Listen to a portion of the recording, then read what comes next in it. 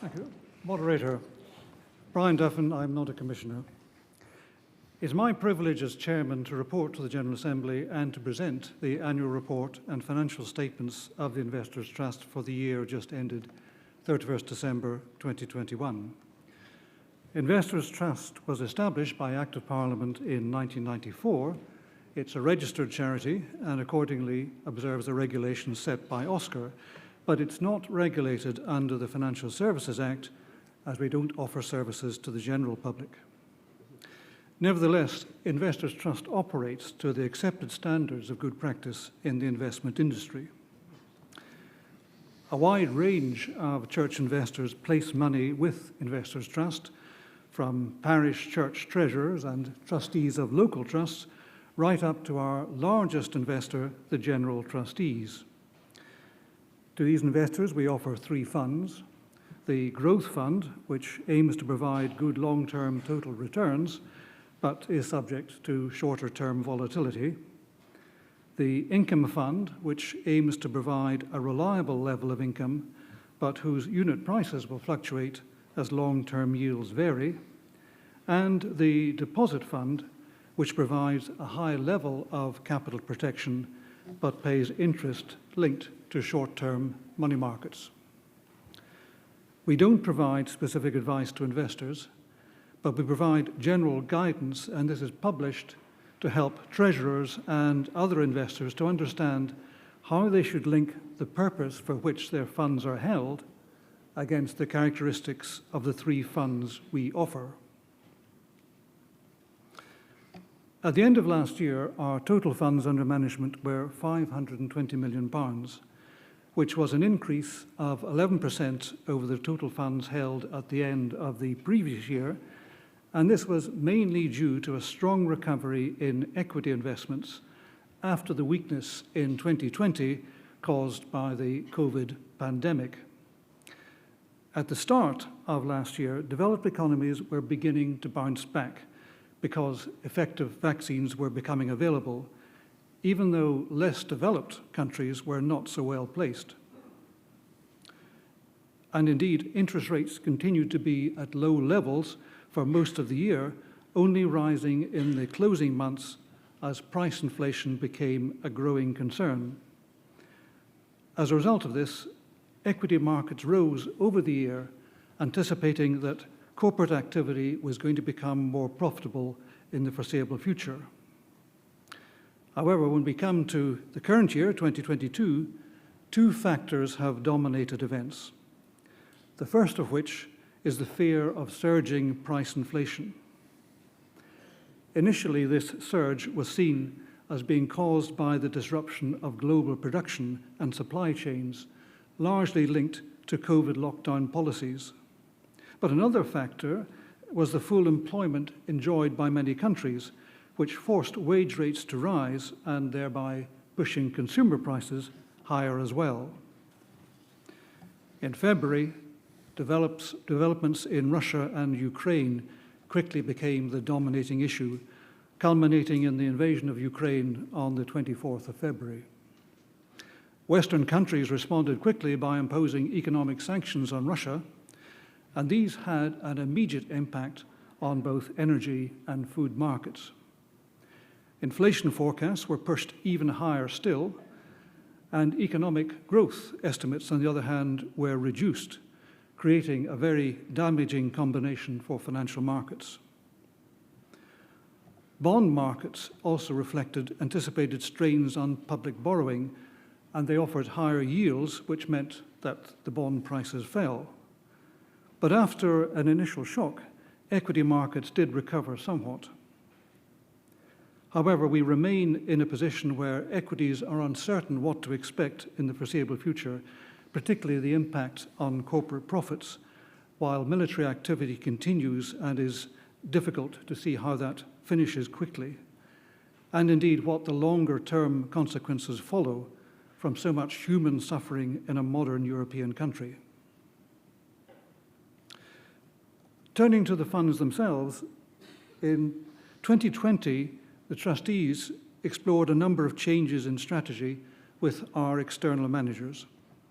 They were driven by a few factors, principally a recognition that financial markets were changing, but also to provide an appropriate choice for investors so that different investor needs could be met from the three funds that we offer. For our growth fund, the trustees agreed a new investment strategy with our managers, Newton. This took effect from February of last year, and it was implemented by an immediate switch of assets at negligible cost. The biggest change was to remove a distinction between UK and overseas equity investment, which was really just being entirely consistent with the small proportion of global equities now listed in the UK. But the change also offered greater exposure to various industrial sectors, which in this country are only in short supply. We set a new performance target based on total returns, by which I mean the combination of both capital growth and income receipts, rather than, as we had done previously, by setting separate income targets. We also introduced a new sector under the heading of alternatives, which encourages greater investment in such matters as infrastructure and sustainable energy. At the same time as we made these strategic changes, Newton decided to sell the remaining oil and gas holdings which were in place. These had been reducing steadily in any event, as our managers regarded the financial prospects for the oil sector as difficult, and indeed not as providing long-term growth. And indeed, under our new strategy, the energy sector represented a smaller proportion of the benchmark of global equities than had been the case in the past. And of course, while this decision was taken in February 2021, the impact on energy prices of the war in Ukraine means that the timing of the decision was unfortunate, even if the long-term reasons for it were perfectly sensible. In 2021, the Growth Fund provided a total return of nearly 15%, compared to the benchmark return of 16%. Although this was somewhat disappointing, the underperformance was all under the old strategy. After the change in strategy, there actually was a small outperformance.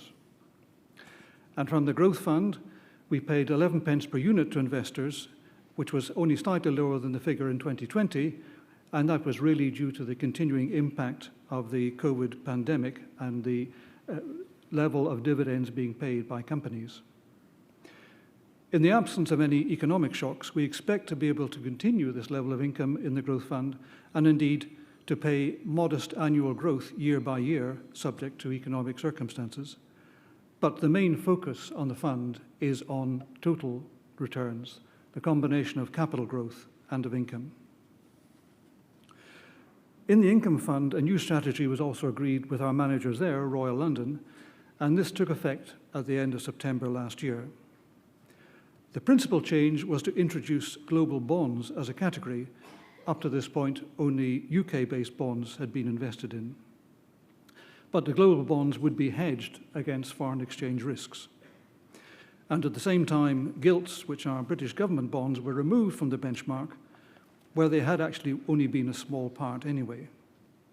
The changes should increase the income we expect to pay, and we're already seeing that in the current year.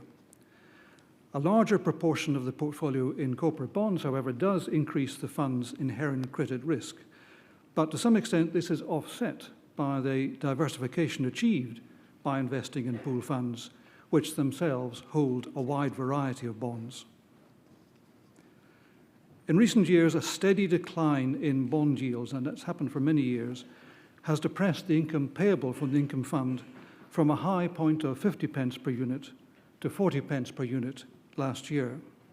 But the change in strategy is expected to produce a much higher level of income immediately this year, and the prospect of steadily rising yields thereafter if inflationary pressures continue to push up bond yields. But of course, if inflation is significant, it also means that rising nominal income distributions may struggle to keep pace with rising prices. For most of 2021, bank interest rates were very low. Indeed, the Bank of England maintained its rate at 0.25% for a long period, and we were seeing negative interest rates in other countries. The deposit fund produced an overall interest rate of only 0.0% over the year. However, in the current year, we've seen an increase in base rates, currently at 1.0% from the Bank of England, and this should produce higher interest payments in due course. In recent years, it's been increasingly important to communicate regularly with our investors. In changing market conditions, our investors need to know how their funds are affected, particularly for such matters as any change in income prospects, because this will allow treasurers to assess the impact on their own budgets. But we also use our communications to comment on such matters as ethical and environmental considerations. Last year, the General Assembly established a special committee on ethics and investment practice in response to a deliverance which we at Investors Trust supported. Since that establishment of the committee, we have worked with it, and we look forward to receiving its report at the General Assembly next year. However, Investors Trust has already been operating within a framework of specific exclusions for many years and has developed a wider range of considerations which may affect the selection of investments, particularly for equities in the Growth Fund. Many of the issues involved take account of both positive and negative arguments, and they are rarely capable of precise measurement or of calibration. And the importance of each issue can also change as the world changes. Recent events in Ukraine throw up new questions in respect of such things as military security, energy security, and food security. They affect the lives of people in our own country, but right across the world as well. And it also brings into question how we deal with different political regimes, even if that means reducing the financial prospects for our funds. A practical and pragmatic policy formulation process is needed, and we continue to work with the Special Committee in making proposals which meet this test. But other churches have the same challenge as ourselves when it comes to managing funds responsibly, but also seeking to optimize the returns.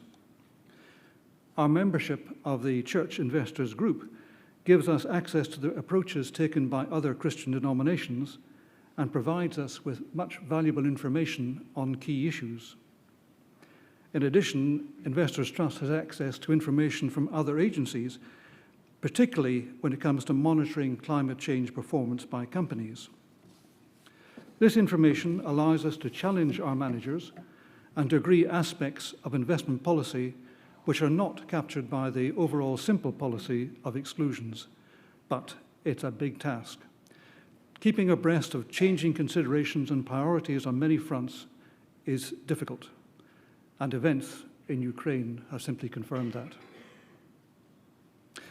Now can I turn to our office bearers? Following 17 years of service, Mr. Tom Walker has indicated his wish to retire. Mr. Walker has contributed a lot to our deliberations as an experienced fund manager, and we will miss his wise guidance. And furthermore, in Constitution terms, we have two members due to retire by rotation at the end of this month, Mr. Michael Yule and Mr. Grant Wilson, and I'm pleased to report that both trustees are willing to serve a further term of 3 years, and we recommend that the Assembly reappoint them accordingly. In March of this year, we advertised for candidates to be appointed as trustees, and as a result, we appointed two people, Mr. Ivan Blair and Mr. Andrew Richmond, as trustees, subject to confirmation by the General Assembly. Accordingly, we seek the consent of the Assembly to appoint Mr. Blair and Mr. Richmond, both of whom are very able and experienced, to appoint them as trustees for a period of 3 years from the 1st June of this year. Moderator, this General Assembly marks the end of my time as Chair of Investors Trust, and I have great pleasure in asking the General Assembly to appoint the current Vice Chair, Mr. Robert Bergen, as the new Chair with effect from 1st June. Mr. Bergen has long experience of overseeing investment management and is a most able chairman in other contexts, so I have no hesitation in joining the trustees in recommending that the Assembly should agree his appointment. Elaine Crichton also enjoys a long involvement with the world of investment management, and furthermore, she has good experience of communications and the implementation of social policy. Along with the trustees, I recommend that the General Assembly should agree the appointment of Ms. Crichton as Vice Chair of Investors Trust with effect from 1st June. I would also want to thank the Treasurer, the Investment Executive, and the staff of Investors Trust, who ensure the smooth day-to-day operations of the Trust and are the frontline point of contact for both our investors and our investment managers. And I acknowledge with gratitude the time and effort freely given by all our expert trustees. Although Mr. Michael Yule, who is also a commissioner, I am not a commissioner, but I ask that the Principal Clerk moves the deliverances as a whole, and I am placing with the Principal Clerk our audited annual report and financial statement for 2021. Well, I so move. Thank you, Brian. Seconded.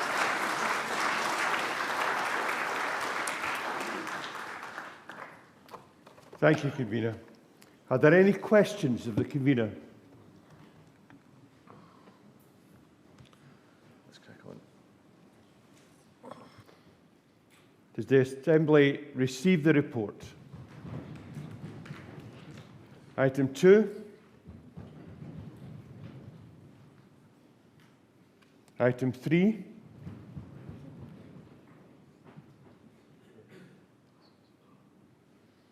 Four,